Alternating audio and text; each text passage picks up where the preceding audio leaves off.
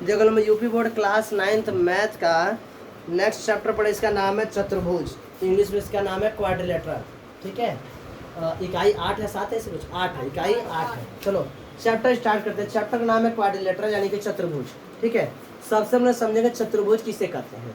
चतुर्भुज किसे कहते हैं, देखो इसके नाम में चतुर यानी 4, भुज मतलब भुजा, यानी ऐसा कोई बंद आकृति पढ़ेंगे जिसकी 4 भुजाएं होंगी। क्या होंगी? 4 भुजाएं होंगी। अब समझो तो चतुर्भुज किसे कहते हैं, तो कोई भी एक ऐसा आकृति बना दो, बंद आकृति बनाओ जिसमें 4 भुजाएं हो। कितनी भुजाएं हो? 4 भुजाएं। यानी अगर 4 साइड होंगे और 4 साइड मिलकर क्लोज्ड फिगर बना लेंगे तो क्या बोले हम लोग? क्वाड्रिलेटरल में। क्या बोलेंगे? क्वाड्रिलेटरल। वो किसी भी तरह का हो, हमसे उससे मतलब नहीं है, लेकिन अगर वह 4 साइड का क्लोज्ड फिगर हो, 4 साइड का क्या हो? क्लोज्ड फिगर हो, ए बी सी तथा डी। ये 4 साइड, 1 हो गया, 2 हो गया, 3 हो गया, 4 हो गया, 4 साइड में क्लोज्ड फिगर हो गया, तो इससे क्या बोले हम लोग? क्वाड्रिलेटरल बोलेंगे। क्या बोलेंगे? क्वाड्रिलेटरल बोलेंगे। इस चैप्टर तो ये क्वाड्रिलेटरल समझ में आ गया। इस चैप्टर में हम लोग दो क्वाड्रिलेटरल, दो जो चतुर्भुज है उनका नाम बहुत ज़्यादा पढ़ेंगे। एक हम लोग पढ़ेंगे समांतर चतुर्भुज के बारे में, एक पढ़ेंगे आयत के बारे में। क्वेश्चन में बार बार समांतर चतुर्भुज आयत, समांतर चतुर्भुज आयत, ऐसा नहीं बस यही 2 आएंगे, इनके अलावा रोम्बस का भी नाम आएगा, समलंब चतुर्भुज यानी कि ट्रेपीजियम का भी नाम आएगा। बात सुना रहा है? तो ट्रेपीजियम का डेफिनेशन हम बता देंगे वहाँ पे, आगे आएगा। तो भाई समलंब चतुर्भुज का भी नाम तो कई बार आएगा, लेकिन इन दोनों का नाम ज़्यादा आएगा, इन दोनों का नाम ज़्यादा है। क्वेश्चन इन दोनों पर ही ज़्यादा बनेंगे। एक बनेगा हमारा पैरेललोग्राम पर क्वेश्चन बनेगा, धड़ाधड़ धड़ाधड़ धड़ाधड़, और दूसरा बनेगा आयत पर। बस मेरा ये दोनों इस चैप्टर में सब लोग रीढ़ की हड्डी टाइप के हैं, हमेशा आ जाएंगे बीच में, हमेशा क्या आ जाएंगे बीच में।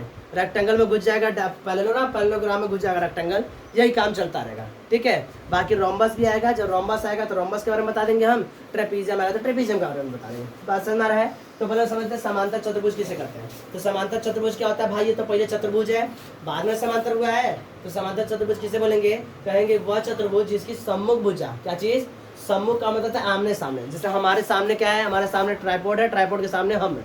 ठीक है, ऐसे करें, मेरे सामने तुम हो, तुम्हारे सामने हम है, तो इससे बोलते हैं सम्मुख भुजा। क्या बोलते हैं? इधरों सामने सामने। ठीक है, अच्छा ठीक है, तो इससे बोलते हैं सम्मुख भुजा। तो सम्मुख भुजा क्या होती है कि वह चतुर्भुज जिसके सम्मुख भुजा बराबर, सम्मुख भुजा क्या हो? बराबर हो। सम्मुख भुजा बराबर तथा समांतर। भाई बराबर अगर सम्मुख भुजा रहेगा ना तो ऑटोमेटिकली वो क्या हो जाएगा? समांतर हो जाएगा। क्या हो जाएगा? समांतर। हमें प्रगुण पढ़ेंगे तो समझा देंगे। बात सुन रहा है? तो जैसे देखो यह एडी का समांतर, एक एडी का सम्मुख भुजा कौन हो जाएगा? बीसी, और डीसी का समांतर, डीसी का सम्मुख भुजा क्या हो जाएगा? एबी।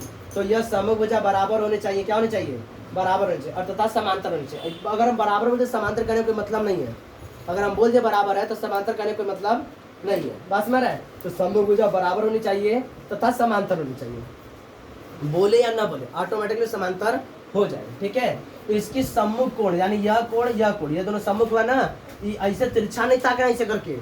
ठीक है, यहाँ सामने दिखेगा तो यहाँ ना दिखेगा जी, तो इसका सम्मुख कोण एंगल कोण डी का सम्मुख कोण बी होगा। ऐसा ना कोण डी का सम्मुख कोण सी है, ऐसा नहीं, ये सामने इधर ना दिखेगा भाई, तिरछा गलत तिरछा नहीं से देखेगा, ऐसे तो कैसे देखेगा सा? नहीं ना। ऐसे मान लो तुमको डी पर खड़ा कर दिए तो डी के सामने नहीं से देखोगे, ऐसे ऐसे है तो ऐसे ऐसे ना ताकोगे कि ऐसे डी से खड़ा होगा सी पर ताकोगे। कहाँ ताकना तुमको? बी पर। तो तुम्हारे सम्मुख कोण कौन होगा? बी होगा। सी का सम्मुख कोण कौन होगा? ए होगा। बात समझ रहा है? तिरछा मतलब इससे तुम्हें सामने देखना है। तो डी का सम्मुख कोण क्या हो? बी, और सी का सम्मुख कोण कौन है? ए। यह सम्मुख कोण आपस में क्या होते हैं? बराबर होते हैं। क्या होते हैं? बराबर होते हैं। अब इस सम्मुख जो ये जो क्या हम इसी का बनेंगे, अरे क्या बोलते हैं इसे? कॉर्नर क्या बोलते हैं जी? अरे नहीं यार, ये तो बोलो शीर्ष बोलते हैं। हाँ क्या बोलते हैं? शीर्ष। नंबर भूल जा रहे हैं। शीर्ष। और इंग्लिश में से क्या बोलते हैं? वर्टेक्स। नहीं, नंबर ध्यान से जब ब्लैंक हो गया। ठीक है, शीर्ष बोलते हैं, या तो इसे वर्टेक्स बोलते हैं। इस सम्मुख वर्टेक्स को यानी सम्मुख शीर्ष को मिला देते हैं तो ये जो लाइन बनेगी इसे क्या बोलते हैं? विकर्ण बोलते हैं। क्या बोलते हैं? विकर्ण बोलते हैं। तो यह देखो विकर्ण तुम्हें बड़ा दिखाई दे रहा है और यह विकर्ण छोटा दिख रहा है ना साफ साफ, तो इनके विकर्ण आपस में बराबर नहीं होते, इनके विकर्ण बराबर नहीं होते। अगर विकर्ण बराबर हो जाएगा तो यह समलंब समांतर चतुर्भुज किसमें बन जाएगा? तुरंत आयत बन जाएगा। क्या बन जाएगा? आयत। बात समझ रहा है? तो समांतर चतुर्भुज है जिसके सम्मुख भुजाएं बराबर होती हैं तथा समांतर होती हैं, और इनके सम्मुख कोण बराबर होते हैं लेकिन विकर्ण बराबर नहीं होते। बात समझ रहा है? किसी को दिक्कत? ठीक है, ये क्या होगा तुम्हारा? हमारा समांतर चतुर्भुज। और हम लोग पढ़ेंगे प्रगुण के बारे में। किसके बारे में पढ़ेंगे?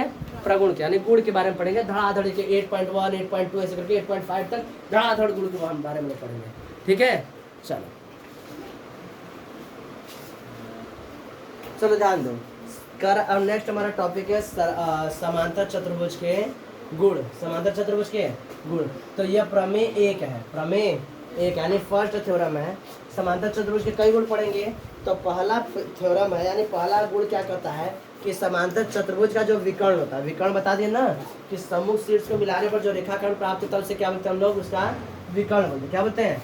विकर्ण। तो इस तरह से हम इसे मिला दिए हैं तो यही क्या कहलाएगा हमारा विकर्ण कहलाएगा। क्या कहलाएगा? विकर्ण।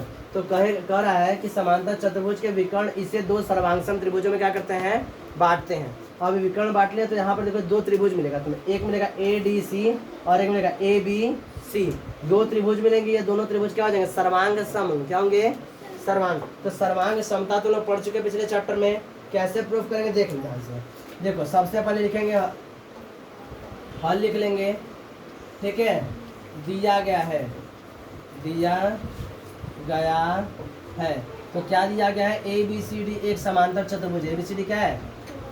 एक समांतर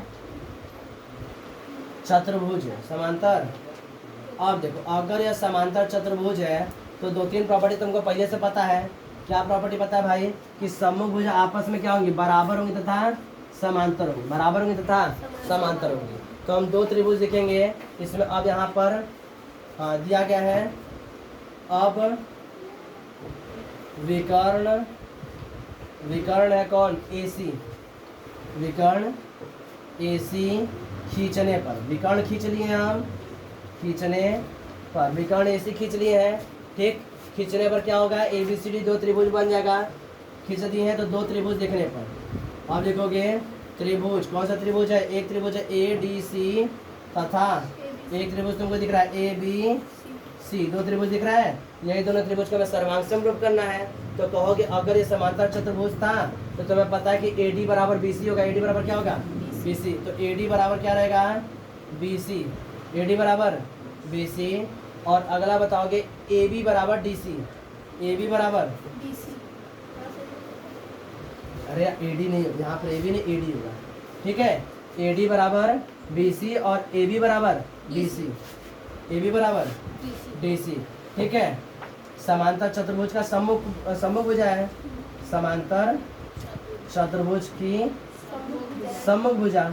अगर सम्मुख भुजा तो भाई हिस्सा रहेगा ही ना, सम्मुख भुजा, ठीक है। और अगला बताओगे AC क्या है, उभयनिष्ठ है। AC क्या है, AC उभयनिष्ठ है।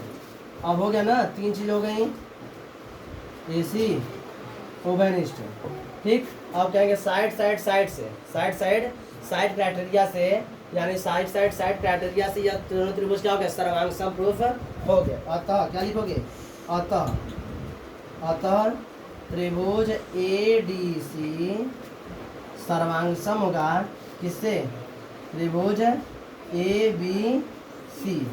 कौन सा है criteria, SSS, side side side. हो गया एक बार में प्रूफ, हो गया ना।